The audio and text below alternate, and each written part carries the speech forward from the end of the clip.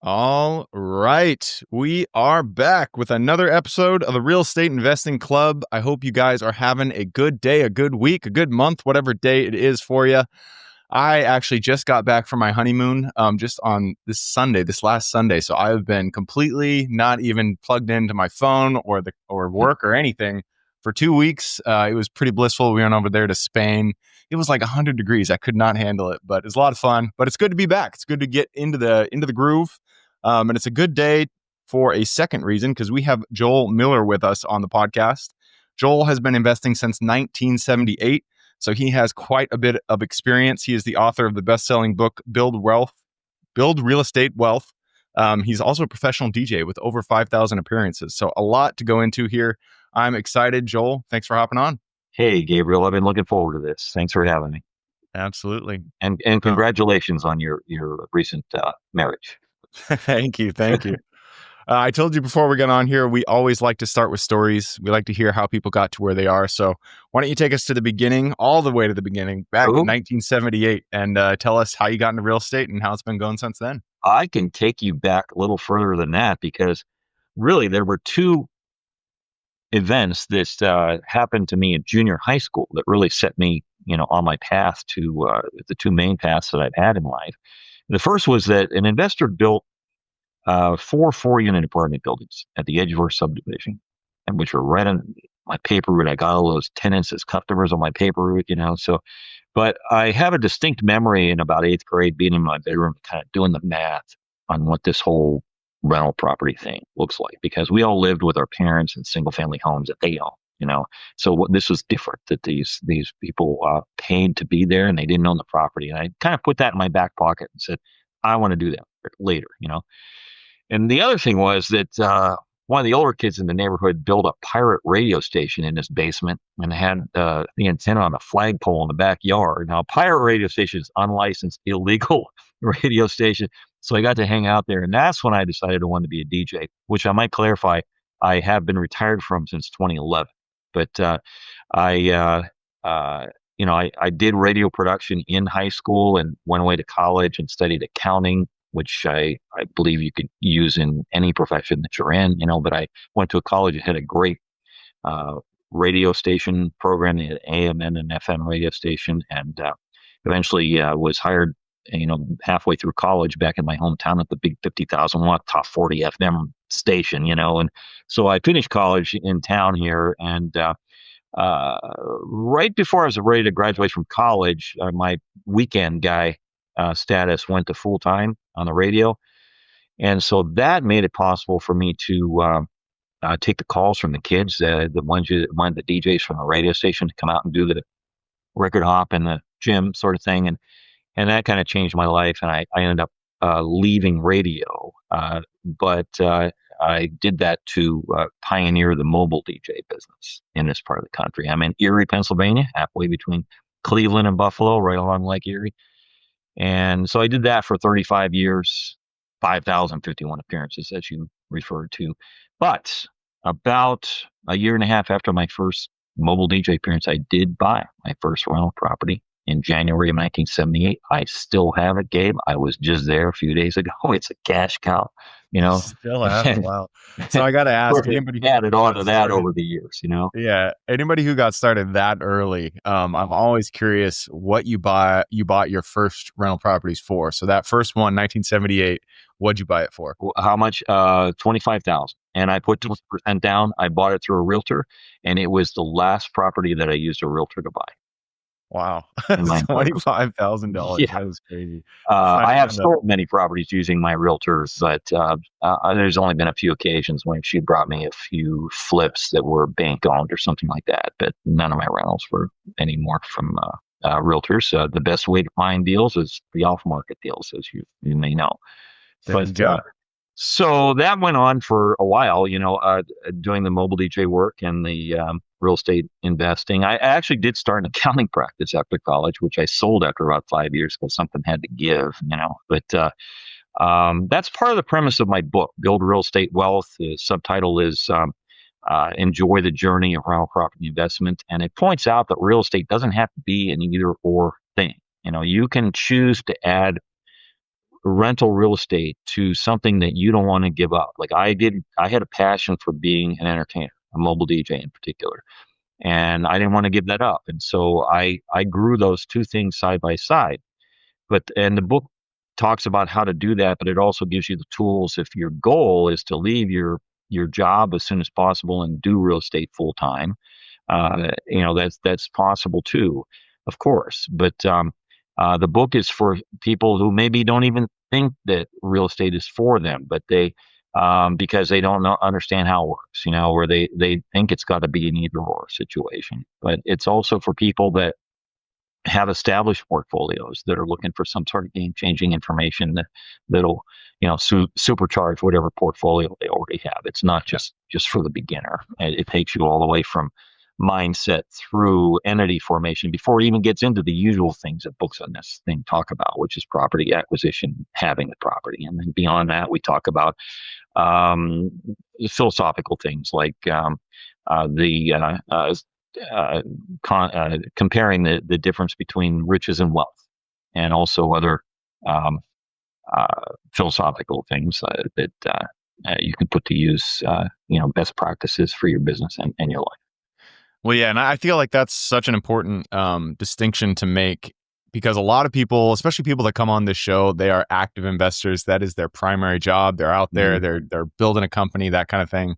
But for the vast majority of investors, real estate investors out there, it is not, doing real estate is not their primary job. They have a second job. Maybe they're a lawyer, maybe they're an accountant, doctor, anything. Firefighters we've had on. And so it's important to remember that real estate is a great vehicle for wealth, regardless of if it's the primary focus of your career. Right. You may be doing something you're passionate about, but it's not providing you all the income that you need. And that's what income property does, is provide cash flow. And nor is it maybe providing any retirement for you. Like when I was self-employed, I realized my retirement was totally up to me. I mean, there were vehicles like, IRAs to invest in, but I still had to have money to put into the IRAs and also decide what was going on in the retirement accounts. And eventually I switched to actually investing in property within my self-directed Roth IRA, which is a whole other podcast so we can talk about. But and I should add that over the years, then starting in 1991, I did start flipping houses in addition to the rental property portfolio. I flipped over 100 houses, and then in 2018 got into hard money lending, which also is a whole other podcast. Which gives me a great satisfaction to be part of the equation for the other investors that are a little earlier on in their journeys in our area here. And in addition to that, I'm heavily involved with the professional organization of landlords in our part of the country. Currently, the VP. I was our longest-serving past president, and I teach the landlord 101 classes that we offer, as well as some more advanced classes. And so, if we leave this podcast with anything, I just want to tell your listeners: if you really want to grow your business, you've got to get involved with other people that are doing the same thing you're doing. Get involved with your local RIA, as it is sometimes called, and get at the table with other people that are either doing what you're doing at the same time, or they've done what you're trying to do, and just absorb everything you can from those relationships. Because how do you think I bought all those properties without using a realtor over these ships? It was through relationships, and investors sell to other investors when it's time. We're not all at the same place in our career, same arc, in the career at the same time. At some point, we sell the properties to somebody that's, looking for those sort of properties. Yeah. Yeah. And you mentioned it was just that first deal that you bought on market. Everything else has been off market. And that just goes to show how important it is to either generate your own, flow of leads, or just be networking, going out there, talking to people, because you're going to find some wholesalers, you're going to find some other investors who find deals that they're not quite interested in. And that's where the majority, or a big portion at least, of your deal flow will come from, is these people you meet. And not only that, it's just a lot of fun to meet people like yourself, just other investors. Makes the journey a lot more enjoyable. So it sounds like you've done kind of three strategies in your career. You've bought and hold. So you've bought some rentals, Yeah. you've kept them in your portfolio, one since 1978. Crazy.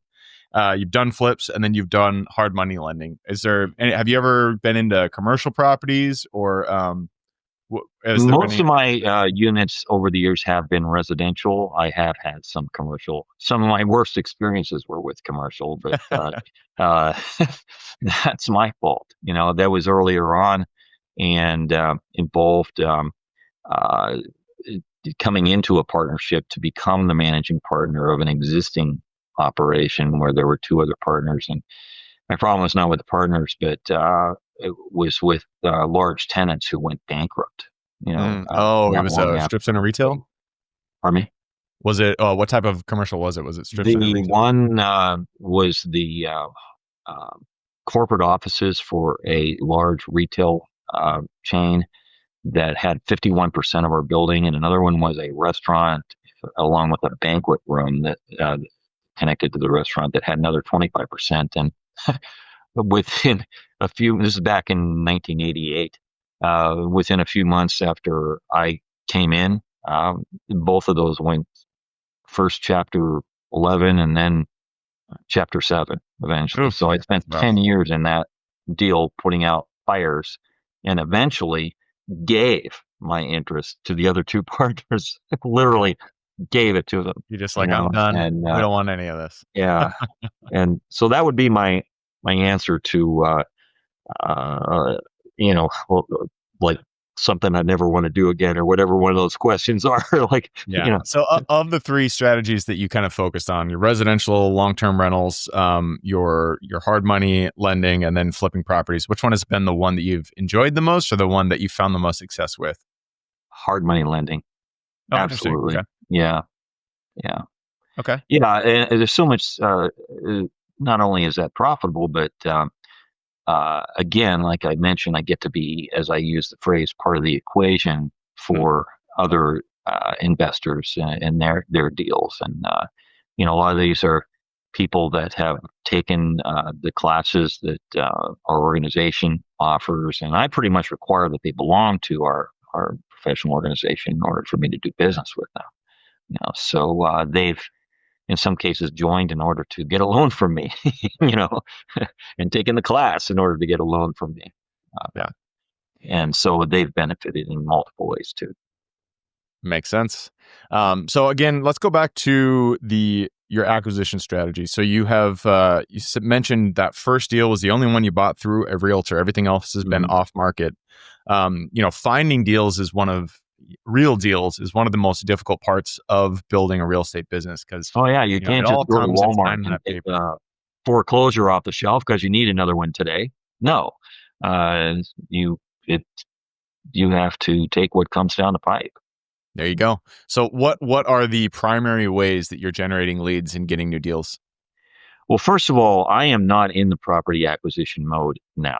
I am actually selling things off, uh, down to the point of the properties that my son is going to take over in a little while. We can come back to that, but just to kind of think about some of the strategies that I did use when I was acquiring properties, I had pretty good mailing campaign Okay. to people that were in foreclosure. So I bought properties in many instances before people got to the sheriff sale, or maybe Pre-foreclosure. made Yeah. arrangements to buy them at the sheriff sale because I was able to get in those houses before they got to the sale and be able to assess,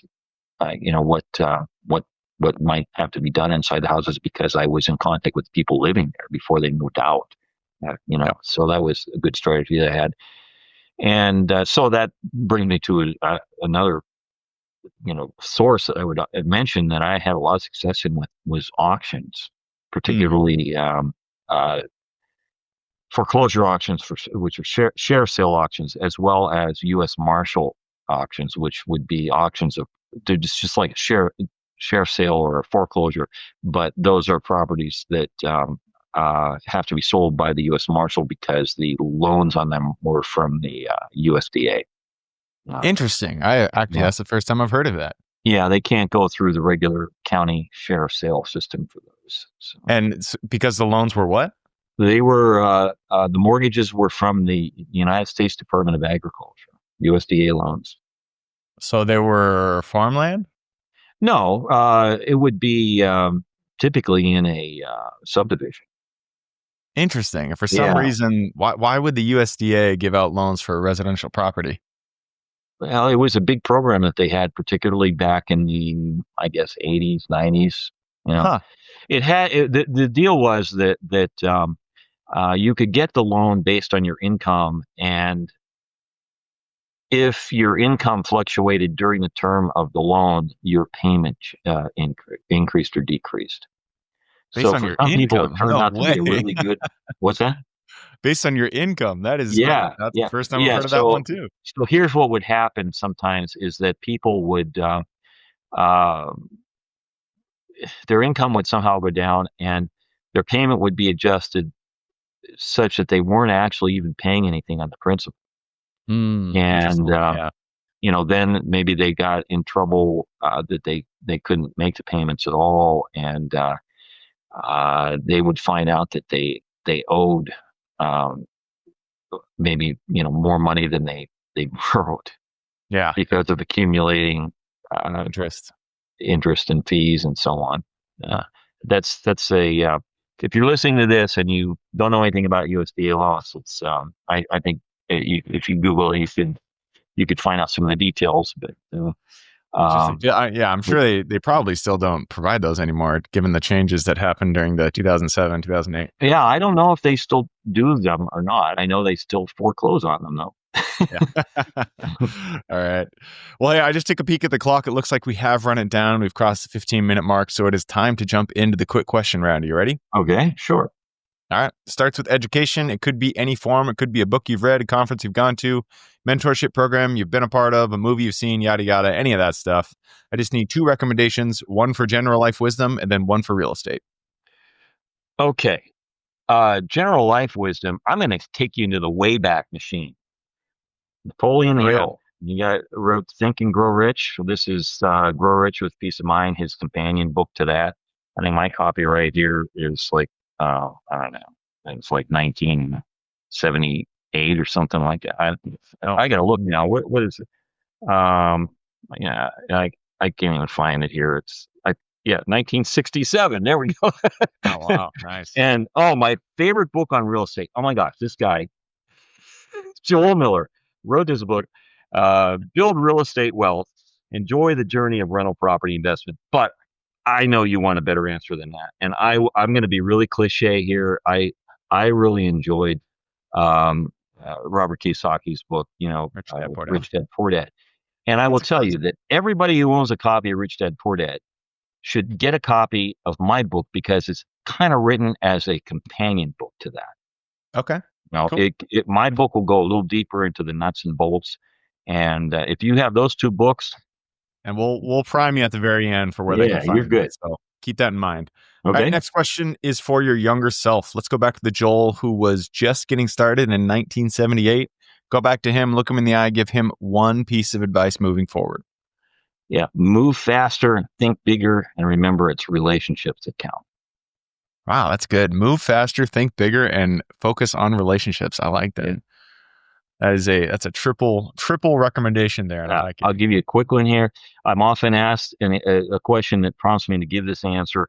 If I had a choice of losing all my money or losing all my relationships, I would lose all my money in a heartbeat because my relationships will help me get my money back. Don't make a withdrawal from a relationship just to make a deposit in your bank. Good one. I like that too. Don't make a withdrawal in a relationship just to make a deposit in your bank account. That's a good one. All right, moving us on to the next question, and this is about the U.S. It is a big place. There is tons of opportunity out there. Give me the single metro you're most excited about investing in today. Well, I have always stuck with Erie County, Pennsylvania. It's probably I'm not necessarily the one to ask about investing in other markets outside of my area. That's just never been what I did. Yeah, fair enough. I've always found that for what I wanted to do, there was enough going on here that was within 15, 20 minutes of my location to make me rich. Yeah. And I believe that's probably the case no matter where you live. Yep. Yep. Yeah. For most areas, I believe that would actually be true. All right, moving us on. This is about lessons learned. Not every deal we get into goes the way we expect it. In fact, many times, if not every time, something will go wrong, and that's when we get to learn a lesson. So, give me a deal, or take me back to a deal that went a little bit sideways for you, and then what was the lesson you pulled from it? Well, we talked about that about 10 minutes ago when I told you about that commercial property where the tenants went bankrupt. So the lesson learned is that if you are investing in commercial property, particularly if there are what we would call anchor tenants, that if one of those went out, it would cause problems with you because the other little tenants that are there are not enough, to keep it going. My lesson learned is to vet those anchor tenants uh, enough to know, they're not 3 months from bankruptcy. Yeah. Especially those type of commercial buildings that it takes quite a while to turn the lease around to get a new tenant. Yeah. Yeah, makes a lot of sense. All right, so let's go to the highlight reel. You've had a long career. I'm sure a couple deals, one or two deals, stand out in your mind as just the stars aligned and everything went right. Take me to that deal and give me the highlights. Oh, I love this one. I had a row home that I had acquired in a foreclosure auction, and like a row homes, they're going to be like in our case 4 to 6 residences in one building. Property line goes up the wall, like condos. Well, I had a tenant on an end unit that started asking me, "Hey, what's the deal with the end unit on the next building here that isn't being taken care of? Can you do anything about that?" So, well, let me find out who owns it. So, long story short, I found out that the owner was actually somebody that I knew. It was a doctor that came to my DJ appearances and would talk to me there. So when I inquired, it turned out he had 10 of them in the neighborhood. This neighborhood had, no, maybe 150 of them all together, and that within a few blocks. He owned 10 of them in there. And he was 59, and he was being told by his cardiologist if he didn't retire now, he was going to die. And so he literally sold his medical practice and sold me his entire portfolio of 14 units over 13 properties. 10 of them were the 10 row homes I was talking about. Half of them were not occupied, and all of them were under rented. And I bought them for no money down, no payments, no interest for like 18 months. The purchase price was 2/3 of whatever the appraised value was, and he had a recent paid appraisal for all of the properties. Third party paid appraisal, whatever that was, 2/3 of that was the purchase price. After that, the payments went to like I don't know, interest only for 5 or 6 years or something like that. And then uh, I actually then entered into an amortized loan with him following that first 6 years or something. He's still alive. He's in his 80s. So his doctor was right. He took the stress out of his life. Yeah. But Well, I I was gonna say, eventually, what's I'm that? sure that was a benefit to both parties there because if you Yeah, have a problem and it's itching, it's just wearing you down. What you want is just to get it over easy, quick. One right. buyer takes the whole thing, and so So you stepped in, you got a deal.